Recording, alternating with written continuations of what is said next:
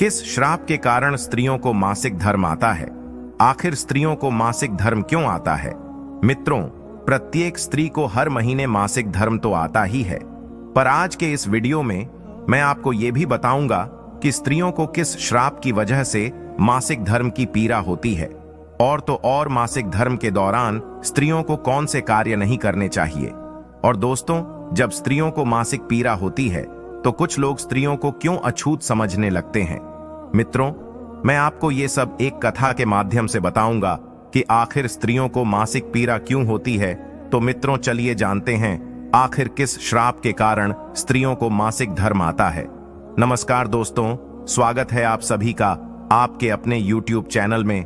तो मित्रों, आइए इस कहानी के माध्यम से आपको समझाने का प्रयास करते हैं कि आखिर स्त्रियों को मासिक धर्म क्यों आता है।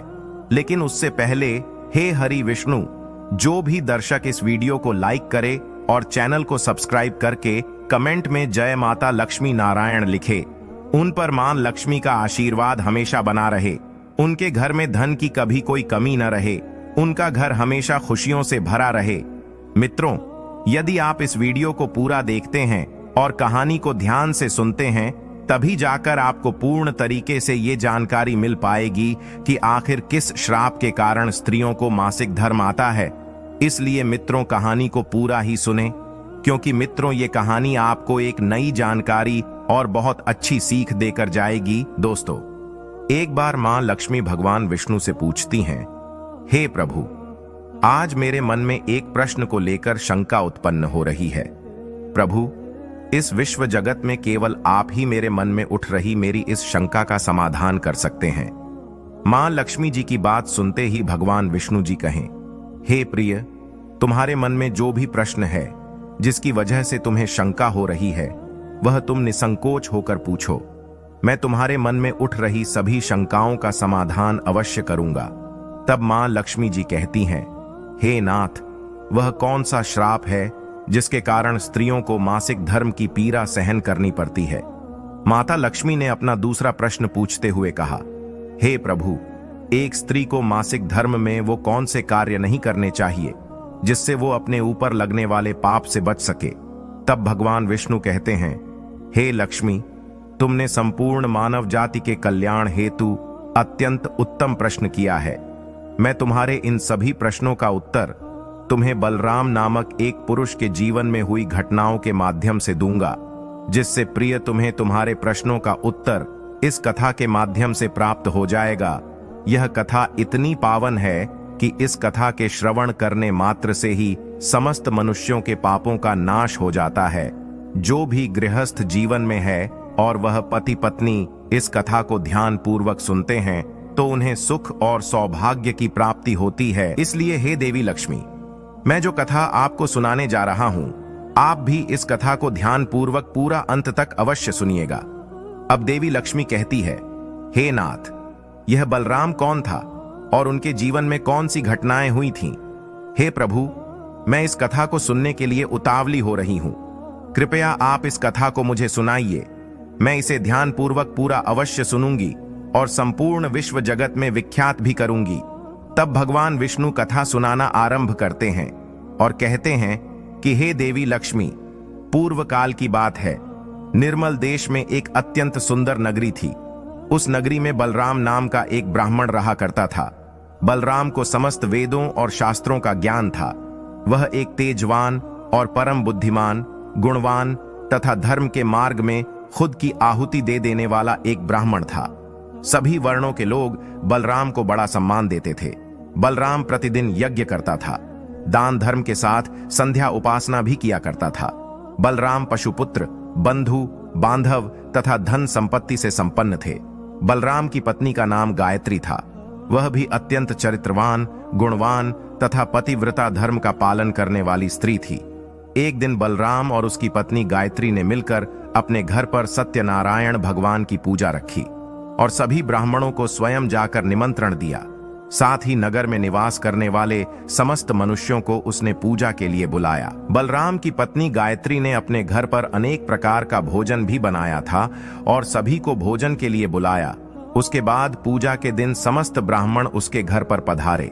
बलराम ने सभी ब्राह्मणों का विधिपूर्वक पूजन किया और उन सभी का बड़े ही प्रेम के साथ आदर सत्कार किया। फिर बलराम ने सभी ब्राह्मणों को घर के अंदर बुलाया और उन्हें आसन देकर प्रेम के साथ बैठाकर भोजन कराया।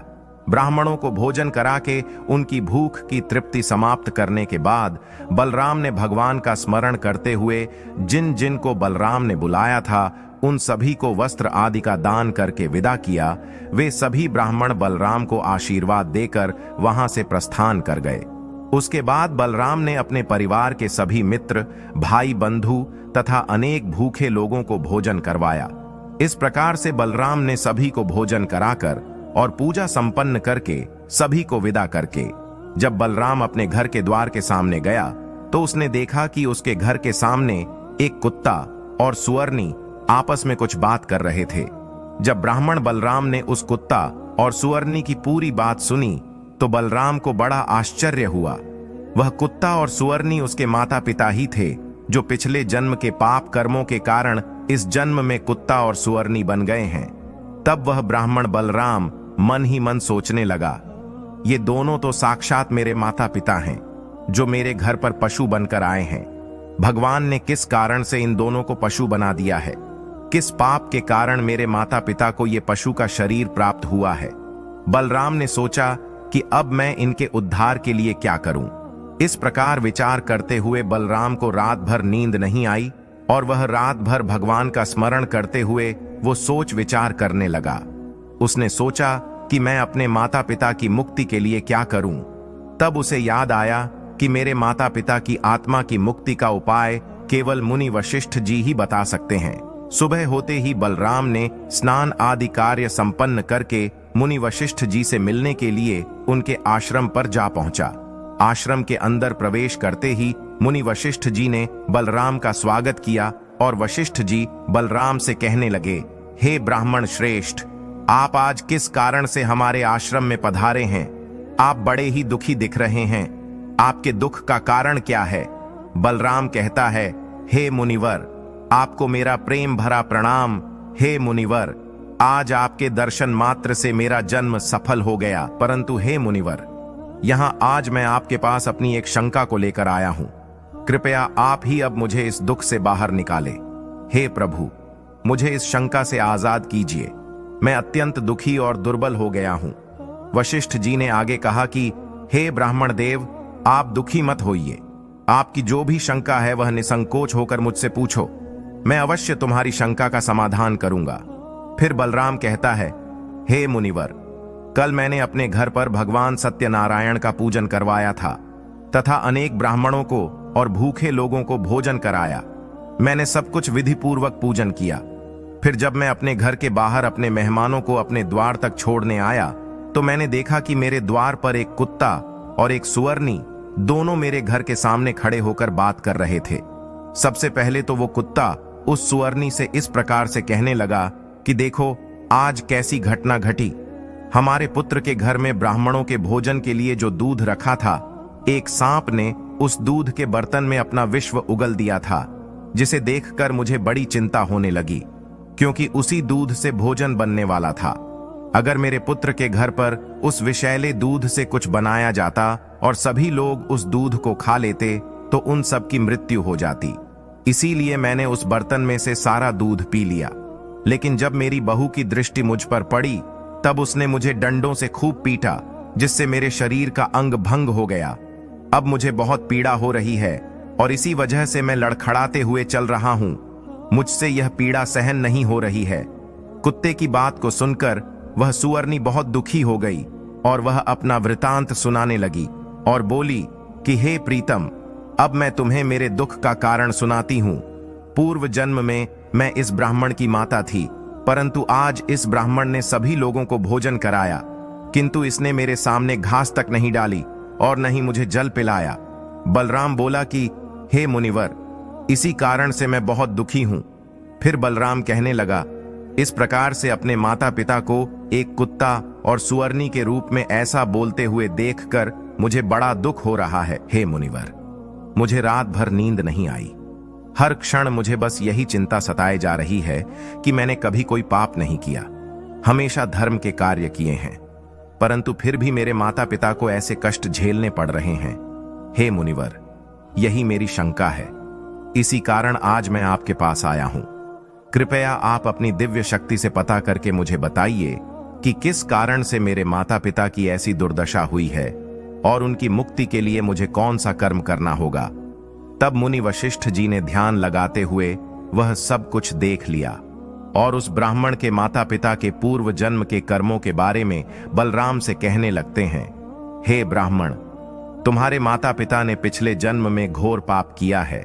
उसी पाप कर्मों के कारण आज उनकी ऐसी दुर्दशा हुई है। बलराम कहने लगता है कि हे गुरुदेव, कौन से पाप के कारण मेरे माता पिता की ऐसी दुर्दशा हुई है? कृपया मुझे उसके बारे में विस्तार से बताने की कृपा करें, मैं जानना चाहता हूं। फिर मुनि वशिष्ठ जी कहते हैं कि हे ब्राह्मण, तुम ध्यान से सुनो। ये कुत्ता जो तुम्हारे पिता हैं, ये पिछले जन्म में बसंत नगर के श्रेष्ठ ब्राह्मण हुआ करते थे। इन्होंने एक दिन एकादशी का व्रत रखा, परंतु ये उसका पालन न कर सके और भोजन कर लिया था। एकादशी के व्रत के दिन तुम्हारे पिता ने दान धर्म भी नहीं किया। इन्होंने अपने द्वार पर आए हुए कुत्तों को कभी भोजन नहीं खिलाया। तुम्हारे पिता ने अपने पितरों का श्राद्ध भी विधिपूर्वक नहीं किया। तुम्हारे पिता ने पिछले जन्म में मासिक धर्म के दौरान ही तुम्हारी माता के साथ संबंध बनाया था और इसी पाप के कारण तुम्हारे पिताजी को इस जन्म में कुत्ता का जन्म मिला है। हे ब्राह्मण पुत्र, अब तुम अपनी माता के बारे में सुनो। तुम्हारी माता ने मासिक धर्म में होते हुए भी भोजन बनाया। मासिक धर्म के दौरान ही इसने भगवान की पूजा उपासना की, तुलसी को जल चढ़ाया। मासिक धर्म में होते हुए भी तुम्हारी माता ने भगवान को भोग लगाया। इसी कारण से इसे महापाप लगा है। मासिक धर्म के दौरान स्त्री 3 से 5 दिनों के लिए अपवित्र हो जाती है। मासिक धर्म के दौरान स्त्री को पूजा पाठ नहीं करना चाहिए, ना ही सत्संग करना चाहिए। प्रत्येक स्त्री को इन 3 से 5 दिनों में अपने बाल भी नहीं धोने चाहिए, इससे उसके पति की आयु कम होती है। मासिक धर्म के दौरान पेड़ पौधों को स्पर्श नहीं करना चाहिए। मासिक धर्म में स्त्री के साथ संबंध भी नहीं बनाना चाहिए। वह मुनिवर अब आगे कहते हैं कि जो पुरुष मासिक धर्म में स्त्री के साथ संबंध बनाता है, उसे ब्रह्म हत्या का पाप लगता है। जो पुरुष उस वक्त के समय में स्त्री के वस्त्रों को स्पर्श करता है, उसे भी पाप लगता है। मासिक धर्म स्त्री के शरीर में 3 से 5 दिनों तक ब्रह्म हत्या का पाप निवास करता है और 6वें दिन ही वह स्नान करके पवित्र हो जाती है। 6वें दिन स्नान करने के पश्चात स्त्री को अपने पति का मुख देखना चाहिए, अन्य किसी पुरुष का मुख नहीं देखना चाहिए। यदि पति समीप न हो तो सूर्य देव के दर्शन करने चाहिए। गुरु वशिष्ठ बलराम से कहते हैं, हे ब्राह्मण श्रेष्ठ, इसी पाप के कारण तुम्हारे पिता को कुत्ता और तुम्हारी माता को स्वर्णी का जन्म प्राप्त हुआ है। बलराम कहता है, हे मुनिवर, अब आप मुझे मेरे माता पिता की मुक्ति के लिए उपाय बताने की कृपा करें। तब वशिष्ठ जी अपनी दिव्य दृष्टि से इसका मार्ग भी देख लेते हैं और कहते हैं कि हे ब्राह्मण, तुम किसी भी अमावस्या के दिन अपने माता पिता की मुक्ति के लिए श्राद्ध तथा तर्पण करो और दान धर्म करो, गाय की सेवा करो, गौ माता को भोग खिलाओ और अपने माता पिता की मुक्ति के लिए भगवान से प्रार्थना करो। बलराम जैसा वशिष्ठ जी कहते हैं वैसा ही करता है और फिर उसके माता पिता को समस्त पापों से मुक्ति मिलती है। अब भगवान विष्णु देवी लक्ष्मी से कहते हैं, हे देवी, अब मैंने तुम्हें रजस्वला स्त्री को कौन से कार्य नहीं करने चाहिए, इस विषय में तो बता दिया। हे देवी, अब मैं तुम्हें यह बताता हूं कि किस श्राप के कारण प्रत्येक स्त्री जाति को मासिक धर्म की कठोर पीड़ा को सहन करना पड़ता है।